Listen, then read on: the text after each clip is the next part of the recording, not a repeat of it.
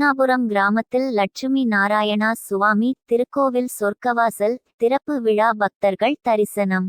தர்மபுரி மாவட்டம் தர்மபுரி ஒன்றியம் கிருஷ்ணாபுரம் கிராமத்தில் அருள்மிகு லட்சுமி நாராயண சுவாமி திருக்கோவிலில் 4ஆம் ஆண்டு வைகுண்ட ஏகாதேசி சொர்க்கவாசல் வெகு சிறப்பாக நடைபெற்றது. இதில் காலை திருக்கோவிலில் சுத்தி புள்ளியதானம் மற்றும் விக்கிரங்கள் உற்சவங்களுக்கு பஞ்சகாவிய அபிஷேகம் நடைபெற்றது. அதைத் தொடர்ந்து அதிகாலை 5 மணிக்கு மங்கள இசை உடன் பரமபத வாசல் படி பூஜை பூஜை சட்டாரி மரியாதை உற்சவர் சொர்க்க வாசல் திறக்கப்பட்டது. சொர்க்கவாசல் வழியாக கோவிலில் சுற்றி வலம் வந்து பக்தர்களுக்கு லட்சுமி நாராயண சுவாமி தரிசனம் பெற்றனர். இதில் கோயில் நிர்வாகத்தின் சார்பில் பக்தர்களுக்கு அனைவருக்கும் அன்னதானம் வழங்கப்பட்டது.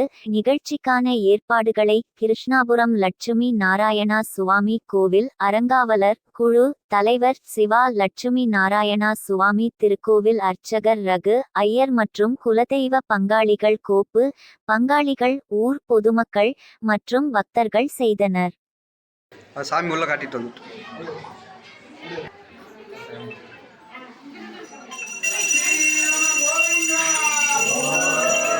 நாங்க பாரு அப்படியே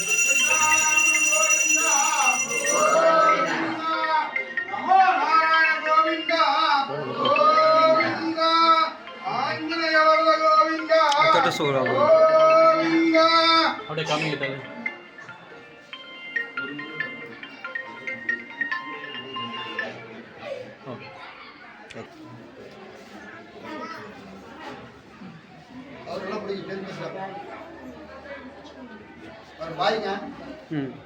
கண்ணாடி ஸ்பான்சர்ட் இவர்தான் சார்.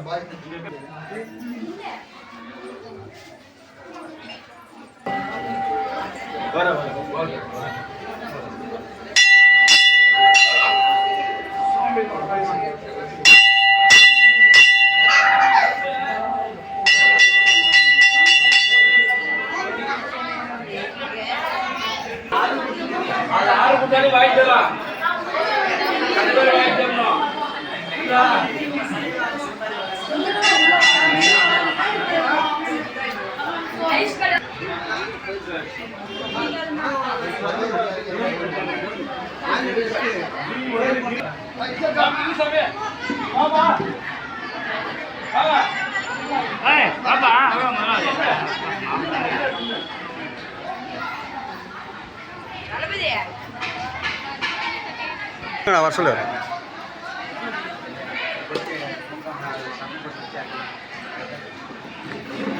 அப்படியே இருங்க. அப்படி பார்க்க சேனல்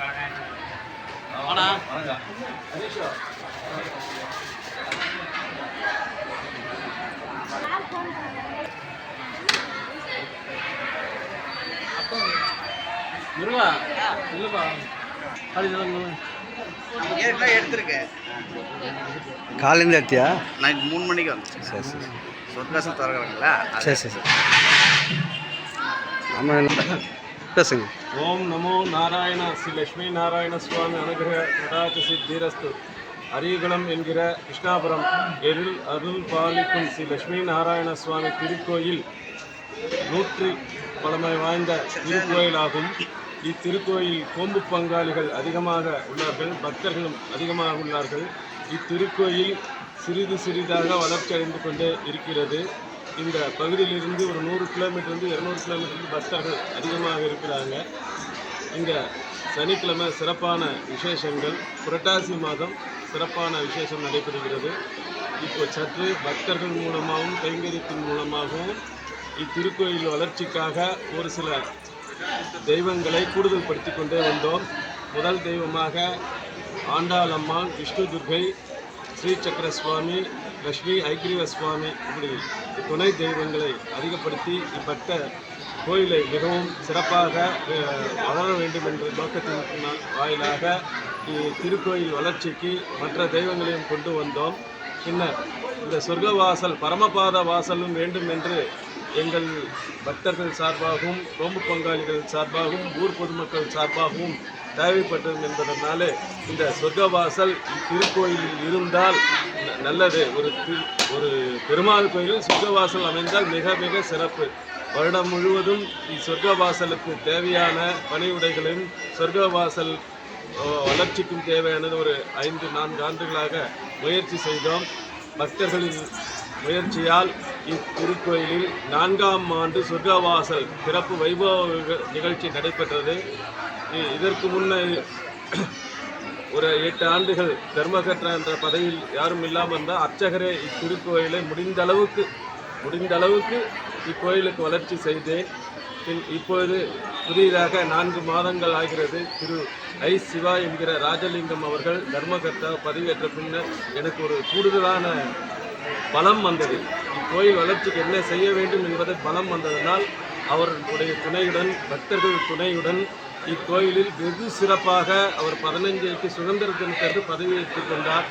அன்று முதலே இத்திருக்கோயில் வளர்ச்சி அடைந்து விட்டது எங்களுக்கு. ஏனென்றால் ஒவ்வொரு செயல்பாடும் அடுத்தது புரட்டாசி வந்தது. இப்படி இத்திருவிழாக்களாக அமைந்ததனால் இக்கோயில் வெகு சிறப்பாக நடந்து கொண்டே இருக்கிறது. இக்கோயில் வெகு சிறப்பாக நடைபெற காரணம் பக்தர்கள் மூலமாகவே நடைபெற்று கொண்டிருக்கிறது. இவர் குடிக்கொண்டது எத்தனை வருஷம்னு குறிப்பாக எங்களுக்கு சொல்ல முடியும். ஏன்னா 5 தலைக்கட்டை 6 தலைக்கட்டோன்னு தெரியல, எங்கெங்கோ வச்சிருக்காரு அவர் குலதெய்வம். அவர் எங்கே வச்சிருக்காருன்னு தெரியல. அவருடைய வளர்ச்சி அபரிதமாக ஆகிட்டே இருக்கிறத தவிர அவருடைய வளர்ச்சியும் ஒரு பக்கமும் அவரை கைவணங்கி இருந்தால் குறைகள் எதுவுமே இல்லை என்பதை பகவான் அருள் புரிந்து கொண்டே இருக்கிறார். லட்சுமி தேவியை வலது தொடையில் ஆலிங்கனம் பண்ணிட்டு இருக்கிற மாதிரி, அதுவும் அபாயகரம் கை. திருப்பதியிலே சுவாமி இப்படி இருக்கு, ஆனால் இதனுடைய விக்கிரகம் இப்படி அபாயகரம். நான் இருக்கிறேன், என்னை நம்பி வந்தால் உங்களுக்கு எந்த குறையும், நோய் நொடி, செல்வம் செழிப்பும் எல்லாமே கிடைக்கும் என்பதை அவர் நமக்கு அருள் பாலித்து கொண்டிருக்கிறார். அவர் மடியில் அம்மா லட்சுமி அம்மா அவரை பார்த்த மாதிரி இல்லை, பக்தர்களை பார்க்குற மாதிரி ஒரு அமைப்பு.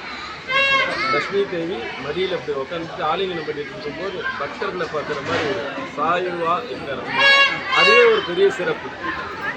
இந்த மூல விக்கிரகம் எத்தனை ஆண்டு அந்த உள்ளே போய் உட்கார்ந்தவங்க தெரியலைங்க, எத்தனை தலைக்கட்டுன்றதும் தெரியல.